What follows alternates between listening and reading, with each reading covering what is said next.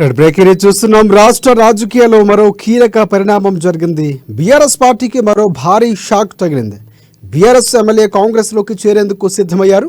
Rajendra Nagar BRS MLA Prakash Goud Congress లో చేరేందుకు రంగం సిద్ధం చేసుకున్నారు. ముఖ్యమంత్రి రేవంత్ రెడ్డిని కలిసిన ప్రకాష్ గౌడ్ నేడో రేపు అనుచరులతో కలిసి కాంగ్రెస్ లో చేరుతానని ఆయనకు చెప్పారు.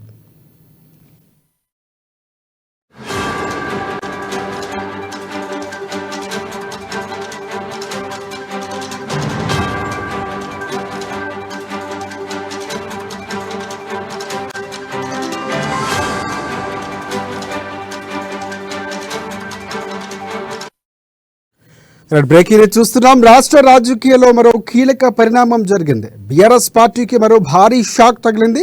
బీఆర్ఎస్ ఎమ్మెల్యే కాంగ్రెస్ లోకి చేరేందుకు సిద్ధం చేసుకున్నారు. రాజేంద్ర నగర్ బీఆర్ఎస్ ఎమ్మెల్యే ప్రకాష్ గౌడ్ కాంగ్రెస్ లో చేరేందుకు రెడీ అయ్యారు. ముఖ్యమంత్రి రేవంత్ రెడ్డిని కలిసిన ప్రకాష్ గౌడ్ నేడో రేపు అనుచరులతో కలిసి కాంగ్రెస్ లో చేరుతానని ఆయనకు తెలిపినట్లు తెలుస్తోంది.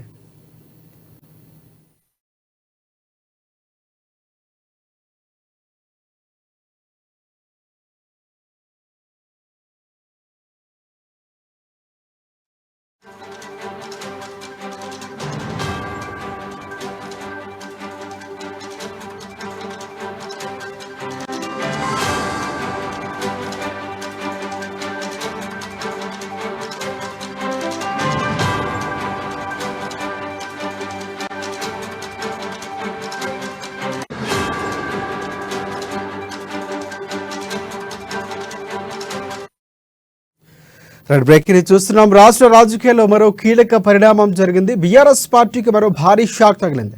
బీఆర్ఎస్ ఎమ్మెల్యే కాంగ్రెస్ లో చేరేందుకు సిద్ధమయ్యారు. రాజేంద్ర నగర్ బీఆర్ఎస్ ఎమ్మెల్యే ప్రకాష్ గౌడ్ కాంగ్రెస్ లో చేరేందుకు రంగం సిద్ధం చేసుకున్నారు. ముఖ్యమంత్రి రేవంత్ రెడ్డిని కలిసిన ప్రకాష్ గౌడ్ నేడో రేపో అనుచరులతో కలిసి కాంగ్రెస్ లో చేరుతారని ఆయనకు చెప్పినట్లు తెలుస్తోంది. దీనికి సంబంధించి పూర్తి అప్డేట్స్ అందించేందుకు మా ఇన్పుట్ ఎడిటర్ శ్రీనివాస్ మనకి ఫోన్ లైన్ లో సిద్ధంగా ఉన్నారు. శ్రీనివాస్, చెప్పండి. రాజశేఖర్, ఏదైతే ఎన్నికల సమయంలో ఈ బీఆర్ఎస్ పార్టీకి దెబ్బ మీద దెబ్బ పడుతుందని చెప్పొచ్చు. గత నెల రోజుల నుంచి కూడా బీఆర్ఎస్ పార్టీకి సంబంధించిన ఎమ్మెల్యేలు కావచ్చు, ముఖ్య నేతలు కావచ్చు, అందరూ కూడా కాంగ్రెస్ పార్టీలో చేరుతున్నారు. కాంగ్రెస్ పార్టీకి సంబంధించి వాళ్ళు అనుకూలంగా ఉన్న పరిస్థితి కనిపిస్తుంది. అయితే మరో షాక్ ఏంటంటే, నిన్న కేసీఆర్ బహిరంగ సభలో మాట్లాడుతూ కాంగ్రెస్ పార్టీకి చెందిన 28 ఎమ్మెల్యేలు మాతో టచ్ లో ఉన్నారు. పార్లమెంట్ ఎన్నికల తర్వాత రాష్ట్ర రాజకీయంలో గందరగోళం ఏర్పడుతుందని చెప్పిన ఏదైతే స్టేట్మెంట్ ఇచ్చినా 24 గంటల్లోపే ఇక్కడ కాంగ్రెస్ పార్టీ బీఆర్ఎస్ కు, అదేవిధంగా కేసీఆర్ కు షాక్ ఇచ్చిందని చెప్పొచ్చు. ఏదైతే రాజేంద్ర నగర్ ఎమ్మెల్యే ఉన్న ప్రకాష్ గౌడ్ కాంగ్రెస్ పార్టీలో చేరబోతున్నారు. ఆయన కొద్దిసేపటి మీదనే ముఖ్యమంత్రి రేవంత్ రెడ్డిని కలవడం జరిగింది. ఆయనతో పాటుగా ఆయన అనుచరులందరూ కూడా అని చెప్పేసి కూడా ముఖ్యమంత్రి రేవంత్ రెడ్డికి స్పష్టం చేసినట్టు తెలుస్తుంది. మొత్తానికి చూసుకుంటే కనుక ఏదైతే పార్లమెంట్ ఎన్నికల్లో జరుగుతున్న ఈ కీలక పరిణామాలు ఏవైతున్నాయో అది కాంగ్రెస్ పార్టీకి ఒక ఇంత ప్లస్ అవుతుందని చెప్పొచ్చు. ఎందుకంటే ఇప్పటివరకు కూడా కాంగ్రెస్ పార్టీకి సంబంధించి హైదరాబాద్ లో గత అసెంబ్లీకి సంబంధించి కూడా ఏ విధమైన ఫలితం కనిపించలేదు. కానీ ఏదైతే ఫలితాల తర్వాత కాంగ్రెస్ ప్రభుత్వం ఏర్పడిన తర్వాత హైదరాబాద్ రాజకీయాలకు సంబంధించి జరుగుతున్న పరిణామాలు ఏవైతున్నాయో ఒక్కొక్కరుగా కాంగ్రెస్ పార్టీలో చేరడం అనేది కాంగ్రెస్ పార్టీని హైదరాబాద్ పరిధిగా జిహెచ్ఎంసీ పరిధిలో ఏవైతుందో అది బలోపేతం అవుతుందని చెప్పేసి కూడా భావిస్తున్నారు. ముఖ్యంగా ఏదైతే కాంగ్రెస్ పార్టీ హైదరాబాద్ పరిధికి సంబంధించిన 4 పార్లమెంట్ స్థానాలు, హైదరాబాదు, సికింద్రాబాదు, మల్కాజ్గిరి, చేవెళ్ల, ఈ 4 పార్లమెంట్ స్థానాల్లో 3 పార్లమెంట్ స్థానాలు ఖచ్చితంగా కాంగ్రెస్ పార్టీ కైవసం చేసుకోవాలనే ఏదైతే పక్కా ప్రణాళికతో ముందుకు వెళ్తుందో ఈ నేపథ్యంలోనే సిటీలో కాంగ్రెస్ పార్టీని కాంగ్రెస్ పార్టీకి ఓట్లు పడాలంటే ఇక్కడ ఉన్న ఎమ్మెల్యేల పార్టీలో తీసుకోవాలన్న ఒక ఏదైతే ఆలోచన కావచ్చు, వ్యూహం కావచ్చు, ఆ వ్యూహం పకడ్బందీగా అమలు అవుతుంది. పకడ్బందీగా బీఆర్ఎస్ సంబంధించిన ఎమ్మెల్యేలే కాంగ్రెస్ తీర్థం పుచ్చుకుంటున్నారు. ఈరోజు ప్రకాష్ గౌడ్ ఏదైతే పార్టీలో చేరబోతున్నామని చెప్పారో అది కూడా అందులో భాగమనే చెప్పొచ్చు.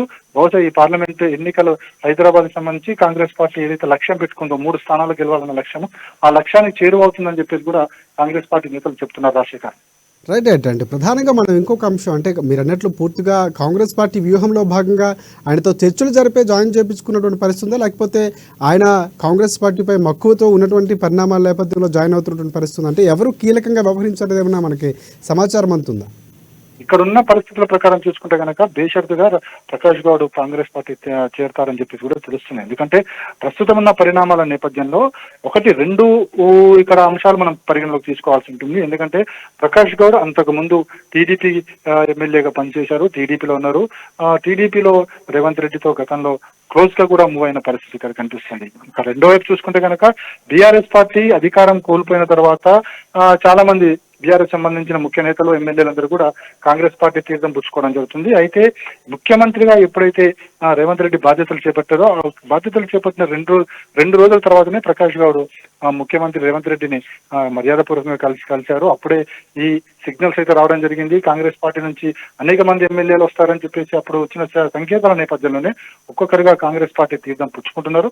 ఇది బేషరతుగా ప్రకాష్ గౌడ్ పార్టీలో చేరుతున్నట్టు ప్రకటించారు. ఆయనతో పాటుగా తన అనుచరులు ఎవరైతే ఉన్నారో వాళ్ళ అనుచరులందరూ కూడా కాంగ్రెస్ పార్టీలో చేరతారని చెప్పేసి కూడా వాళ్ళు చెప్తున్నారు. Right thank you, thanks for updates Srinivas.